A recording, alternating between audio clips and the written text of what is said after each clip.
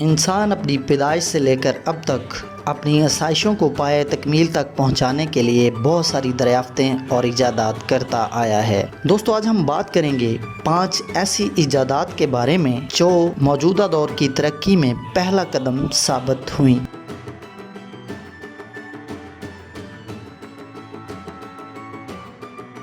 سب سے پہلے بات کر لیں بجلی کی۔ دوستو بجلی کا تصور بہت ہی پرانا ہے۔ قدرت نے ہمیں آسمانی بجلی کی صورت میں اس اصطلاح سے واقف رکھا ہے، تاہم بجلی کو مناسب طریقے سے کنٹرول کر کے استعمال میں لانے کا سہرا بنی نوع انسان کے سر سجتا ہے۔ بجلی دراصل 2 اقسام کی ہے، ایک ڈی سی، دوسری اے سی۔ ڈی سی یا ڈائریکٹ کرنٹ کو ہم بیٹریوں کی صورت میں سٹور کر سکتے ہیں، جبکہ اسے کم یا زیادہ کرنے کے لیے کوئی ٹرانسفارمر استعمال نہیں ہو سکتا۔ جبکہ اے سی یعنی الٹرنیٹیو کرنٹ وہ بجلی ہے جو کھمبوں اور ٹرانسفارمر سے ہوتی ہوئی ہمارے گھروں تک پہنچ رہی ہے۔ اس بجلی کو بیٹریوں کی صورت میں سٹور نہیں کیا جا سکتا، بلکہ ٹرانسفارمرز کی مدد سے کم یا زیادہ کیا جا سکتا ہے، اسی لیے اس کی ترسیل ممکن ہے۔ جبکہ ڈی سی بجلی کو ہم ایک جگہ سے زیادہ فاصلے تک منتقل نہیں کر سکتے، اس میں کافی ساری پرابلمز آتی ہیں۔ اطالوی موجد لیوگی گیلوانی نے کام کے دوران لیب میں دیکھا کہ مردہ مینڈک کی ٹانگ 2 مختلف دھاتوں کے ساتھ لگنے پر تھوڑی سی ہلتی ہے۔ اس نے سوچا کہ ایسا آخر کیا ہے؟ دراصل یہ 2 چارجز تھے جو مختلف دھاتوں کے 2 ٹکڑوں پر موجود تھے اور مردہ مینڈک کی ٹانگ کو حرکت دینے میں ان کا کردار تھا۔ یہ ایک افسانوی سی بات لگتی ہے، لیکن 1800 عیسوی میں ایلیسانڈر وولٹا نامی سائنسدان نے سلور اور زنک کی ڈسکوں کو ایک دوسرے پر رکھا اور انہیں ایک تار سے منسلک کیا تو ان میں سے کرنٹ کا بہاؤ شروع ہو گیا۔ یہ کرنٹ کی مقدار بہت کم تھی، تاہم اسی اصول پر 1859 عیسوی میں لیڈ ایسڈ بیٹری بنائی گئی۔ 1821 میں مائیکل فراڈے نے ایک تجربہ کیا اور اس نے ثابت کیا کہ جب کسی تار یا کنڈکٹر میں سے کرنٹ گزاری جائے تو اس کے ارد گرد مقناطیسی فیلڈ پیدا ہو جاتی ہے۔ بجلی کی فیلڈ میں یہ بھی ایک انقلابی قدم تھا۔ 1831 میں مائیکل فراڈے نے یہ ثابت کیا کہ ایک تار میں سے کرنٹ گزرے تو اس کی مقناطیسی فیلڈ کی وجہ سے دوسری قریب پڑی ہوئی تار میں بھی کرنٹ پیدا ہو جاتا ہے۔ یہ ساری کیلکولیشنز ڈی سی کرنٹ سے متعلق ہیں، جبکہ الٹرنیٹیو کرنٹ 1887 عیسوی میں پولینڈ کے نیکولا ٹیسلا نے دریافت کی۔ اسی نے اے سی موٹر بھی ایجاد کی۔ نیکولا ٹیسلا کا یہ ایک انقلابی قدم تھا، کیونکہ الٹرنیٹیو کرنٹ کو ایک جگہ سے دوسری جگہ پہنچانا آسان تھا اور اسے کم یا زیادہ بھی کیا جا سکتا تھا۔ اب چارجز پر مشتمل ڈی سی کرنٹ کے علاوہ اے سی کرنٹ نے بجلی کے میدان میں ایک انقلاب برپا کر دیا تھا۔ یہی وجہ ہے کہ آج ہم اے سی کرنٹ کو ہزاروں میل دور سے لا کر اپنے گھروں میں استعمال کر رہے ہیں۔ دوستو بجلی دور حاضر میں ایک بہت بڑی ضرورت ہے۔ زندگی کی ہر فیلڈ بالواسطہ یا بلا واسطہ بجلی سے جڑی ہوئی ہے، تو ہم کہہ سکتے ہیں کہ موجودہ دور کی ترقی میں بجلی کی ایجاد یا دریافت ایک پہلا قدم تھی جو ہمیں آج کے دور کی ترقی تک لے کر آئی۔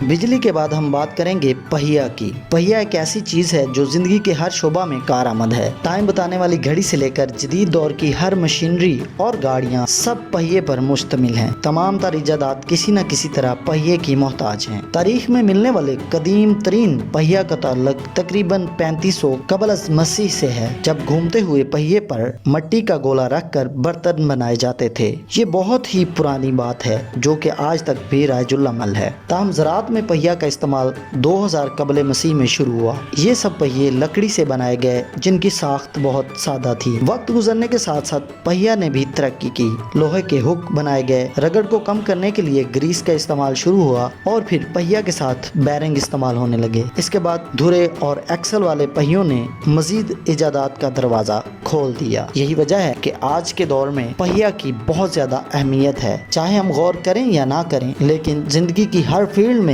بجلی کی طرح پہیے کا بھی بہت بڑا کردار ہے۔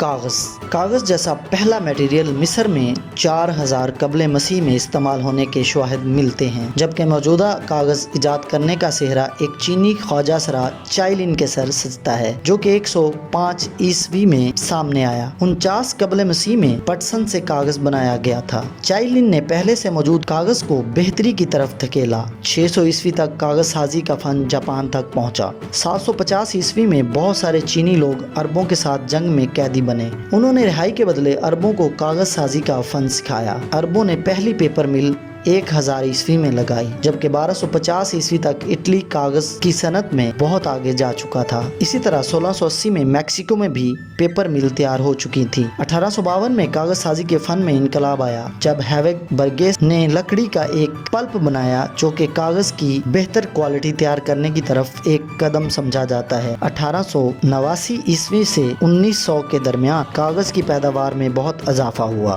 اور اس کا استعمال عام ہو گیا۔ دوستو، آج کا علمی دور کاغذ کی مرہون منت ہے۔ کاغذ ہی کی بدولت بہت سے علوم و فنون ایک جگہ سے دوسری جگہ منتقل ہوئے اور ایک شخص سے ہزاروں اور پھر لاکھوں لوگوں نے یہ علوم سیکھے۔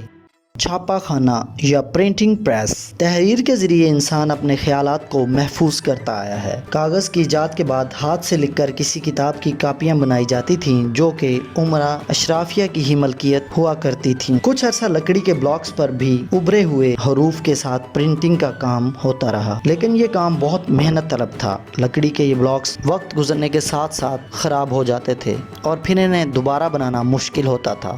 ایک جرمن شخص اینٹر جوہانس گومبرگ نے ایک سانچے کی مدد سے یہ مسئلہ حل کیا۔ اس نے دھاتی سانچے کے اوپر حروف بنائے جو دیر پا ثابت ہوئے۔ انہیں بار بار استعمال کیا جا سکتا تھا۔ یہ پہلا مشینی طریقہ تھا جو پرنٹنگ میں استعمال ہوا۔ اسی طریقے کے تحت 1455 عیسوی میں 2 سال کے عرصہ کے بعد مینس سے گومبرگ بائبل شائع ہوئی۔ اس وقت پرنٹر انفرادی حروف کے سانچے بنانے اور الفاظ کو متوازن لائنوں میں لکھنے کے قابل ہو گیا تھا۔ اس نظام کی وجہ سے پرنٹر ایک صفحے کی ہزاروں نقول تیار کرنے کے قابل تھا، جبکہ 15ویں صدی میں ایک عام پرنٹنگ پریس ایک سال میں 5 کتابیں چھاپنے کے قابل ہو گیا تھا۔ جبکہ 16ویں صدی میں پرنٹنگ پریس کی صنعت نے ترقی کی اور اب پرنٹنگ مشین کو چلانے کے لیے 5 افراد درکار ہوتے تھے اور پرنٹنگ کی رفتار بھی آہستہ تھی۔ تاہم وقت گزرنے کے ساتھ ساتھ اسی مشین میں تبدیلیاں آتی گئیں اور پھر ٹائپنگ کے مختلف سٹائلز بھی متعارف ہوئے، جبکہ دور حاضر میں کمپیوٹر کی ایجاد نے پرنٹنگ کے میدان میں انقلاب برپا کر دیا ہے۔ آج کل جدید ڈیجیٹل پرنٹرز اور پرنٹنگ پریسز جو ایک دن میں لاکھوں نہیں بلکہ کروڑوں کاپیاں تیار کر کے دنیا تک علم پہنچا رہے ہیں۔ ٹرانزسٹر، دوستو کبھی آپ نے سوچا کہ مختلف آلات میں اگر ہم چھوٹے چھوٹے پرزے استعمال نہ کریں تو آلات کے سائز اور قیمت کتنی زیادہ ہو؟ جی ہاں، اگر آلات کا سائز زیادہ ہو تو انہیں چلانا بھی بہت مشکل ہوگا۔ جو ہمیں آج کے دور میں الیکٹرانک مشینوں کے اندر لگے ہوئے چھوٹے چھوٹے پرزے نظر آتے ہیں، یہ ایک بہت بڑی ایجاد ہے۔ ان چھوٹے پرزوں کو ٹرانزسٹر کہا جاتا ہے، جو کہ سیمی کنڈکٹر میٹیریل سے بنائے جاتے ہیں۔ سیمی کنڈکٹر میٹیریل ایسا میٹیریل ہوتا ہے جو کرنٹ کو مکمل طور پر اپنے اندر سے نہیں گزرنے دیتا، بلکہ کچھ کرنٹ کو روک لیتا ہے اور کچھ کرنٹ کو آگے گزرنے دیتا ہے۔ اسی اصول کے تحت یہ ٹرانزسٹرز کام کرتے ہیں۔ ان کے بہت سارے کام ہیں۔ اس سے پہلے ویکیوم ٹیوبز استعمال ہوتی تھی جو کہ خاص قسم کے آلات میں ہی کارآمد تھیں۔ یہ بہت زیادہ انرجی خرچ کرتی تھیں اور حرارت پیدا کرتی تھیں۔ 1906 میں لیڈی فارسٹ نے ویکیوم ٹیوب کے اندر ٹرائی آڈ ایجاد کیا جو سگنلز کو ایمپلیفائی کرنے میں اچھا ثابت ہوا۔ یہ ٹیلی فون کی ٹیکنالوجی میں استعمال ہوا جو آواز کے سگنلز کو ایمپلیفائی کرتا تھا۔ ویکیوم ٹیوب کے متبادل کے طور پر براٹن اور بارڈین نے تجربات شروع کیے اور 1947 میں پوائنٹ کانٹیکٹ ٹرانزسٹر تیار کر لیا، جبکہ 1950 میں شاکلے نے ریکٹیفائر بنا لیا اور یوں جنکشن ٹرانزسٹر وجود میں آیا۔ ٹرانزسٹرز کی ایجاد نے ریڈیو، ٹی وی اور دیگر آلات کے ڈھانچے کو اندر سے بدل کر رکھ دیا اور اس فیلڈ میں بہت زیادہ ترقی ہوئی۔ ٹرانزسٹر کی ایجاد کے بعد الیکٹرانک کی فیلڈ میں ترقی کی رفتار بہت زیادہ بڑھ گئی، جس کا نتیجہ آج ہم دیکھ رہے ہیں۔ ہمارے ہاتھوں میں موبائل فون کی صورت میں ایک زبردست کمپیوٹر موجود ہے اور اسی طرح سے ٹی وی LED LCDs میں بدل گئے اور بہت سارے الیکٹرانک آلات چھوٹے سے چھوٹے سائز میں دستیاب ہیں۔ दोस्तों उम्मीद है आपको हमारी आज की ये मालूमाती वीडियो ज़रूर पसंद आई होगी। चैनल को सब्सक्राइब करके वीडियो को लाइक करना मत भूलिए और अपने दोस्तों के साथ ये वीडियो ज़रूर शेयर कीजिए। बहुत शुक्रिया।